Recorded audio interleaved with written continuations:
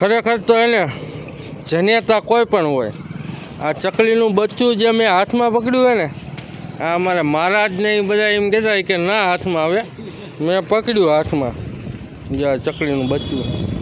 એની માં જો સામે આમ તારે બેઠી, જો આ એની માં બેઠી હે, ચી ચી કરે છે. અને એક જો અહીં ગાડી પાસે બેઠી, જ્યાં એની માં છે. ખરેખર જનેતાને એનું બચ્ચું વાલું જ હોય. જોકે બચારી દેકારો કરે છે, ચી ચી. મેં એક બચ્ચું નાનું એવું હતું. અને જોકે કૂતરા અહીં કણે રખડતા ને પપમાં, જ્યાં કૂતરા બેઠા, આ કૂતરા છે ને રખડતા હતા હમણાં અહીંયા. તો મેં પકડી લીધું,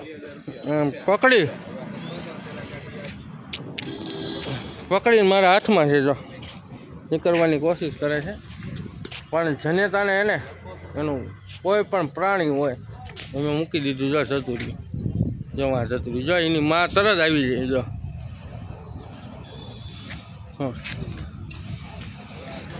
જો આવી ગઈ ને એની માં છે.